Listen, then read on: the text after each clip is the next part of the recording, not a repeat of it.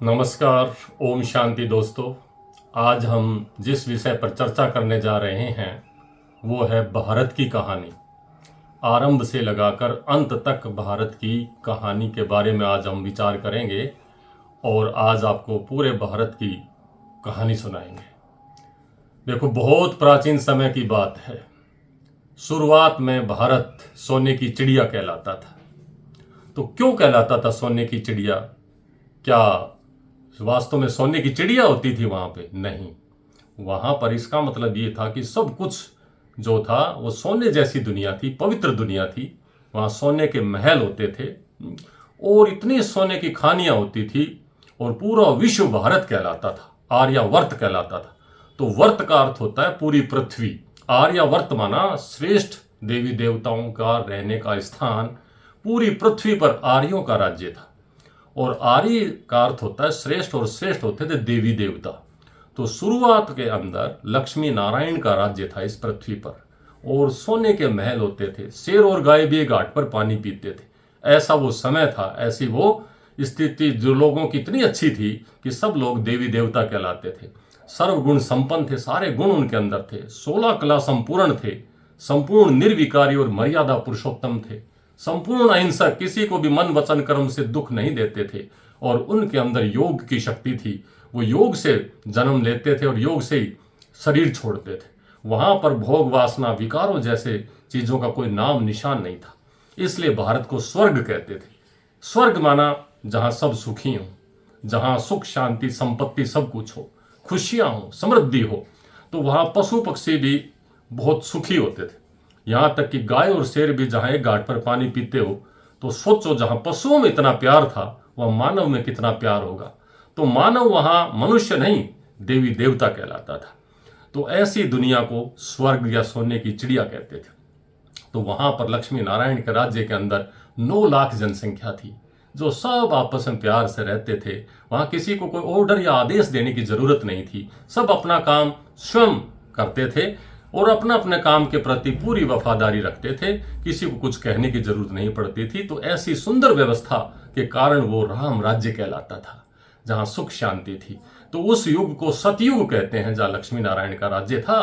तो वो युग चला। 8 जन्म वहां पर श्री कृष्ण के होते हैं, श्री नारायण के रूप में। जो बचपन का नाम लक्ष्मी, जो राधे कृष्ण, और जब वो राजगद्दी पर बैठते हैं तब वो लक्ष्मी नारायण कहलाते हैं। और उनकी राजधानी के अंदर सभी देवी देवता, 9 लाख, सतयुग के शुरुआत में 9 लाख जनसंख्या थी, वो सब सुखी थे। सब देवी देवता प्यार से रहते थे। एक धर्म था, सनातन धर्म। एक भाषा थी, शुद्ध देव भाषा। और एक राज्य, पूरा विश्व भारत था, आर्यावर्त। और सबके अंदर एकता थी, प्रेम था, भाईचारा था, स्नेह था, सहयोग था। लड़ाई झगड़े का नामो निशान था। कोर्ट कचहरियां होती नहीं थी, पुलिस वगैरह वहां जरूरत नहीं थी, सेना वहां जरूरत नहीं थी, क्योंकि वहां सब आपस में प्यार से रहते थे। तो सतयुग के बाद आता है त्रेता युग। वहां सीता राम का राज्य था और राम के राज्य के अंदर भी सब सुखी थे। वहां भी 14 कलाएं थी, 14 कला संपूर्ण, संपूर्ण निर्विकारी, मर्यादा पुरुषोत्तम, और वो भी सर्वगुण संपन्न होते थे। वहां पर भी काम वासना, ये विकार, लड़ाई झगड़े नहीं थे। उस राम राज्य में भी शेर गाय एक घाट पर पानी पीते थे। वहां पर भी आराम से प्यार से सब लोग रहते थे उस राम राज्य में। आज भी हम चाहते हैं कि राम राज्य आ जाए, तो उस राम राज्य में सब सुखी थे।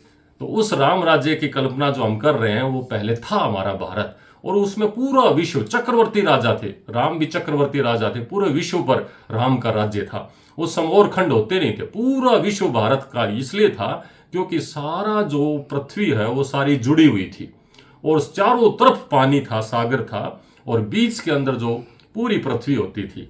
तो 2 युगों तक ये पूरी पृथ्वी जुड़ी हुई थी, जिसको पैंजिया कहते हैं वैसे तो। लेकिन उस समय क्या होता था कि पृथ्वी 90 डिग्री सीधी थी और वहां पर एक जैसा मौसम था, जिसको सदाबहार मौसम कहते हैं, ना गर्मी ना सर्दी। तो ऐसी सुंदर दुनिया में सदाबहार मौसम के अंदर पृथ्वी के ऊपर विश्व के अंदर राम राज्य था। तो सतयुग और त्रेता युग, 2 युगों तक राम राज्य चलता है। और राम राज्य की जो जनसंख्या थी अंत तक पूरे विश्व की, वो 33 करोड़ थी। तो 33 करोड़ जो देवी देवता, आज तक हम उनकी जय बोलते हैं। इतने सारे भगवान नहीं होते, वो जनसंख्या थी, वो इतनी अच्छी थी, उनके अंदर इतने अच्छे गुण थे कि लोग आज उनको भगवान के रूप में पूजने लग गए। जबकि ईश्वर तो एक होता है, परमात्मा एक है, ये सब देवी देवता थे। जो परमात्मा की कृति है, उनकी रचना है, तो उसकी रचना इतनी सुंदर है तो वो कितना सुंदर होगा उसकी भी चर्चा करेंगे आगे। लेकिन सबसे पहले जान लो कि परमात्मा ने इतनी सुंदर सृष्टि रची थी, सतयुग और त्रेता युग के अंदर सबको देवी देवता बनाकर इस पृथ्वी पर भेजा था, तो सब आपस में प्यार से सुख शांति से रहते थे।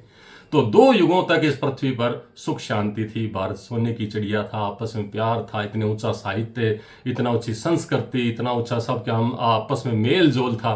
फिर जब तीसरा युग आता है द्वापर युग, तो द्वापर युग के अंदर जो हमारे अंदर योग की शक्ति थी, जो देवत्व था, वो धीरे धीरे कम होने लगा और धीरे धीरे आपस के अंदर मनुष्यों में 5 विकार आने शुरू हो गए थोड़े थोड़े। वो कौन से 5 विकार आने शुरू हो गए द्वापर युग में? काम, क्रोध, लोभ, मोह, अहंकार। और जब ये 5 विकार आए तो मनुष्य फिर देवता नहीं कहला सकता है, फिर वहां से मानव कहलाने लगा। तो जब वहां से मानव कहलाने लगा तो धीरे धीरे काम वासना के कारण जो योग से जन्म होता था, अब वो भोग वासना से जन्म होने लगा। भोग आ गए तो रोग आ गए, रोग आ गए तो चिंता आ गई, दुख दर्द आ गए, अकाल मृत्यु होने से शुरू हो गई। उससे पहले सतयुग और त्रेता में अकाल मृत्यु नहीं होती थी, इसलिए देवताओं को अमर कहा जाता है कि अमर लोक कहलाता था। वो सतयुग कहलाता था, अमरलोक कहलाता था, स्वर्णिम युग कहलाता था, सोने की चिड़िया कहलाता था, आर्यावर्त कहलाता था। फिर द्वापर के अंदर क्या हुआ कि जब काम वासना के कारण ये विकार आए तो मानव के अंदर बुराइयां आ गई, तो वहां से अकाल मृत्यु होने शुरू हो गई। तो ये मृत्युलोक नाम हो गया इसका। और मृत्युलोक नाम होने के कारण यहाँ दुख दर्द बढ़ने लग गए, आपस में लड़ाई झगड़ने बढ़ने लग गए, ईर्ष्या द्वेष के कारण जो है यहाँ पर परिस्थितियां गंभीर होने लग गई। तो यहाँ क्या हुआ कि धीरे धीरे समस्याएं और ये बढ़ने लगी, तो मनुष्य भगवान को पुकारने लगा। तो सबसे पहले शिवलिंग बना करके द्वापर युग के अंदर राजा विक्रमादित्य ने शिवलिंग बना करके सोमनाथ मंदिर की स्थापना की और उसमें हीरे का शिवलिंग बनाया था। द्वापर युग में भी बहुत धन था, हालांकि सतयुग त्रेता वाला नहीं, क्योंकि त्रेता युग के बाद जो है धरती जो है बहुत 5 खंडों में टूट गई थी। क्यों? क्योंकि जैसे मनुष्य ने मर्यादा तोड़ी, उसने पवित्रता छोड़ी और तो वो 5 विकारों में फंसा, तो जिसकी वजह से मनुष्य ने मर्यादा तोड़ने के बाद प्रकृति ने भी मर्यादा तोड़ दी और पृथ्वी जो 90 डिग्री सीधी थी वो 23.5 डिग्री झुक गई, जिसकी वजह से इतना तेज झटका आया कि पृथ्वी के 5 खंड बन गए। और वो 5 खंड आज भी हैं, जिसको हम देख रहे हैं कि वो महाद्वीपों के नाम से हम जानते हैं। 7 महाद्वीप है लेकिन टुकड़े 5 है। वो एशिया, यूरोप, अफ्रीका, ऑस्ट्रेलिया, उत्तरी अमेरिका, दक्षिण अमेरिका और अंटार्कटिका। तो ये 7 महाद्वीपों को 5 टुकड़ों में ये बट गया, ये टूट गया। क्योंकि पहले किसने मर्यादा तोड़ी? मनुष्य ने। तो जैसे मनुष्य ने मर्यादा तोड़ी तो प्रकृति ने भी तोड़ दी, प्रकृति भी टूट गई। तो जो भारत आर्यावर्त था वो टूट करके अनेक देशों में विभाजित हो गया, जनसंख्या बिखर गई, दूर दूर देशों तक लोग फैल गए और नई नई संस्कृतियों का, नए नए धर्मों का वहां पर इस प्रकार से होने लगा, उसको वहां से शुरुआत होने लगी। पहले एक धर्म था, एक राज्य थे, एक भाषा थी, लेकिन द्वापर युग के अंदर फिर क्या हुआ? अनेक धर्म बनने लगे, अनेक भाषाएं बनने लगी, अनेक स्थान, अनेक देश बन गए और इस तरह से हम एक से अनेक हो गए और आपस में मतभेद बढ़ने लगे, ईर्ष्या द्वेष बढ़ने लगी, लड़ाई झगड़े बढ़ने लगे। तो द्वापर युग के अंदर इस तरह से ये पृथ्वी के ऊपर क्या हुआ? हलचल होने लगी और धीरे धीरे कलयुग आ गया। कलयुग में और ज्यादा मनुष्य ने मर्यादा तोड़ दी, और ज्यादा पाप बढ़ गए, और अत्याचार बढ़ गए, और भ्रष्टाचार बढ़ गया, रोग शोक चिंताएं और ज्यादा बढ़ गई और मनुष्य की जो डिग्री थी और कम हो गई और धीरे धीरे कलयुग आ गया। और कलयुग के अंदर और ज्यादा पाप, अत्याचार, भ्रष्टाचार की वजह से इतनी ज्यादा जनसंख्या बढ़ गई, इतने ज्यादा धर्म बढ़ गए, इतने ज्यादा आपस में लड़ाई झगड़े बढ़ गए। तो फिर ऐसा समय आ जाता है कि जो अति हो जाती है। आज कलयुग के अंत में देखिए आप, हर चीज की अति होगी, जनसंख्या की अति, जनसंख्या विस्फोट हो रहा ना, पाप अत्याचार की अति, भ्रष्टाचार की अति हो चुकी है। आप देखिए हर चीज अति में है और कोई भी चीज जो है सतो प्रधान का तो बात छोड़ो, इतनी तमो प्रधान हो चुकी है कि उसको, कई चीजों को तो आप देखो पृथ्वी के ऊपर कितना पोल्यूशन बढ़ गया, सांस लेने के लिए हवा भी है ना योग्य नहीं है, उसको भी साफ सुथरी नहीं है, जल साफ सुथरा नहीं है, कितना सब कुछ दूषित हो चुका है, मानव का व्यवहार दूषित हो चुका है, संस्कार दूषित हो चुके हैं, तो हर चीज दूषित हो चुकी है। तो यहाँ क्या बढ़ गया? तो कलयुग के अंदर हर चीज की जब अति हो जाती है तो अति के बाद अंत आता है और अंत में दुनिया के अंदर पाप, भ्रष्टाचार, अत्याचार, रोग, शोक, चिंताएं, दुख, अशांति, भय, अकाल मृत्यु, अधर्म बढ़ जाता है। तो परमात्मा का ये वायदा है जब जब इस धरती पर अधर्म बढ़ेगा, पाप अत्याचार बढ़ेगा, तो मुझे धरती पर अधर्म का नाश करने के लिए, पुनः सत धर्म की स्थापना करने के लिए, पुनः सत्य की दुनिया लाने के लिए धरती पर आना पड़ेगा। तो परमात्मा रचयिता है, वो रचना नहीं है। तो वो सुंदर रचना करने के लिए, जो रचना सुंदर थी, जो आज हमने बिगाड़ करके उसको कुरूप बना दिया, इस प्रकृति को भी और मानव के संस्कारों को भी, तो परमात्मा आकर के इस प्रकृति को भी और मानव को भी फिर से सुसंस्कृत बनाने के लिए आया है। यह खुशखबरी है कि उसका यह वायदा है कि यदा यदा ही धर्मस्य ग्लानिर्भवति भारत अभ्युत्थानम धर्मस्य तदात्मानं सृजाम्यहम् पवित्राणाय साधूनां विनाशाय च दुष्कृतां धर्म संस्थापनार्थाय संभवामि। उन्हें युगे युगे कह दिया। वो कलयुग के अंत में इस संगम युग की बात है। इस समय परमात्मा धरती पर आता है और इस समय आकर के और वो ये कार्य कर रहा है। अब अधर्म का नाश होगा, सत्य धर्म की स्थापना होगी, कलयुग जाएगा, सतयुग आएगा। परमात्मा माउंट आबू राजस्थान में ब्रह्मा बाबा के तन में प्रवेश होकर के ये सारा कार्य कर रहा है। वो जन्म मरण के चक्कर से मुक्त है, वो गर्भ से जन्म नहीं लेता, उसका अवतरण होता है, वो परम धाम ऊपर से उतरता है और आकर ब्रह्मा तन में प्रवेश होता है और ये सच्चा ज्ञान दे रहा, अपनी पहचान दे रहा है कि बच्चे अब तो मुझे पहचान लो कि मैं कौन हूँ। मैं कोई शरीरधारी नहीं हूँ, मैं कोई शरीर का पिता नहीं हूँ। शरीर के पिता तुम सबके अलग अलग, वो शरीर जैसे हैं, लेकिन मैं तुम सब आत्माओं का पिता हूँ, परम पिता हूँ, परमात्मा हूँ, एक हूँ, ज्योति स्वरूप हूँ। और मैं धरती पर आ चुका हूँ। अब मुझे पहचानो और मेरा ध्यान करो तो मैं तुम्हें सब जन्म जन्मांतर के पापों से मुक्त कर दूंगा और तुम्हारी आत्मा को पवित्र बना परम धाम में तुम्हें परम गति प्रदान करूंगा और फिर सतयुग में तुम्हें फिर से देव पद प्रदान करूंगा।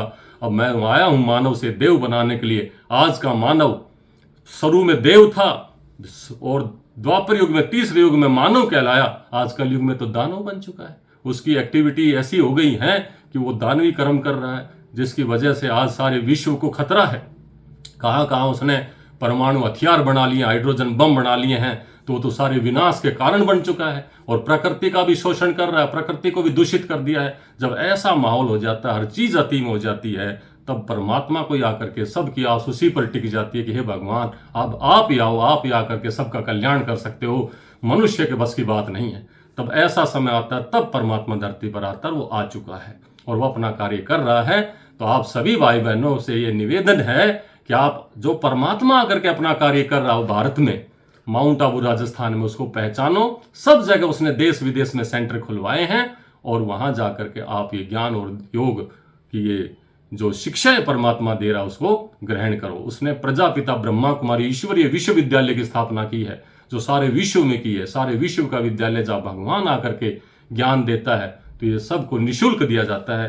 तो आप भी किसी भी सेवा केंद्र पर जाकर के और ये ज्ञान ध्यान योग सीखो और आत्मा को चार्ज करो, आत्मा को पावन बनाओ और पावन बन करके फिर हम परम धाम में परम गति को पाएंगे और सत्युग में फिर देवी देवता पद को पाएंगे। नर नारायण जैसा बन जाएगा, नारी लक्ष्मी जैसी बन जाएगी। तो आप सबके लिए ये शुभ संदेश है। आप जरूर सेंटर पर जाइए। एड्रेस ढूंढने के लिए आप नेट पर सर्च कर सकते हो। ब्रह्मा कुमारी सेंटर लिखोगे तो आपके शहर का सेंटर आ जाएगा और वहां उसमें जा करके और आप ये निःशुल्क ज्ञान योग सीखिए, ताकि आप भी बहुत अच्छी अच्छी चीजों को सीख सकें और आत्मा को पवित्र बना करके और परम धाम में परम गति को और सतयुग में देवी देवता लक्ष्मी नारायण जैसा पद पा सकें। अच्छा, आप आज के लिए हम इतना ही रखेंगे। नेक्स्ट चैप्टर के अंदर आपको अगली बार बताएंगे कि परमात्मा कैसे आता है और किस प्रकार से वो अपना कार्य कर रहा है। इसी के लिए इसके साथ ही आप सबसे आज इजाजत चाहते हैं। आप सबका बहुत बहुत धन्यवाद। ओम शांति।